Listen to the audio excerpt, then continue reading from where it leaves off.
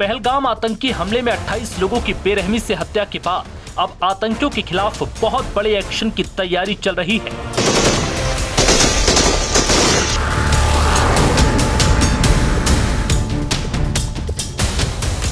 पाकिस्तान भी भारत की जवाबी कार्रवाई के डर से थर्राया हुआ है।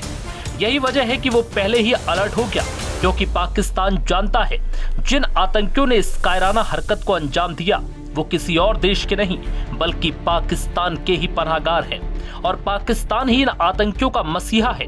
देश भर में आतंकियों के खिलाफ तगड़े एक्शन की मांग के बीच पीएम मोदी ने भी साफ कर दिया कि आतंकियों को किसी भी हाल में बख्शा नहीं जाएगा।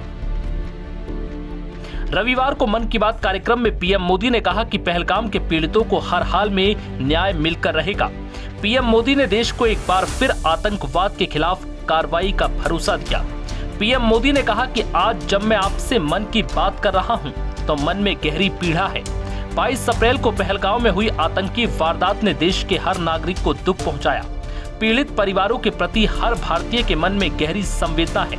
भले ही वो किसी भी राज्य का हो, वो कोई भी भाषा बोलता हो, लेकिन वो उन लोगों के दर्द को महसूस कर रहा है जिन्होंने इस हमले में अपने परिजनों को खोया है।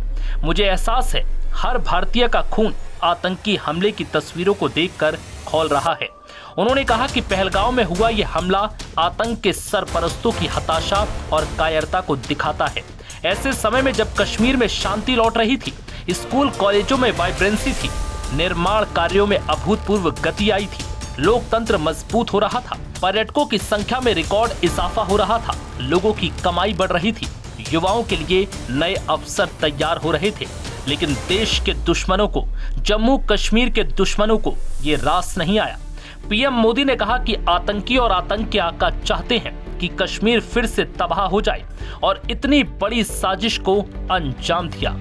आतंकवाद के खिलाफ इस युद्ध में देश की एकता, 140 करोड़ भारतीयों की एकजुटता हमारी सबसे बड़ी ताकत है। पीएम मोदी ने कहा कि यही एकता आतंकवाद के खिलाफ हमारी निर्णायक लड़ाई का आधार है। हमें देश के सामने आई इस चुनौती का सामना करने के लिए अपने संकल्पों को मजबूत करना है। प्रधानमंत्री ने आगे कहा कि साथियों, भारत के लोगों में आक्रोश है, वो आक्रोश पूरी दुनिया में है। इस आतंकी हमले के बाद लगातार दुनिया भर से संवेदनाएं आ रही हैं।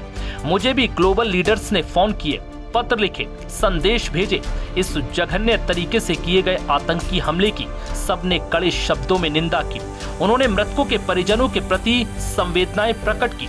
पीएम मोदी ने कहा कि पूरा विश्व आतंकवाद के खिलाफ हमारी लड़ाई में 140 करोड़ भारतीयों के साथ खड़ा है।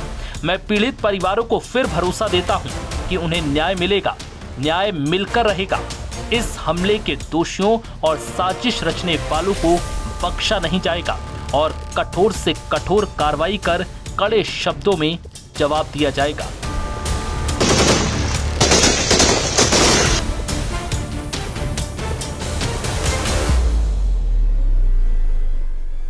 नव भारत टाइम्स की रिपोर्ट।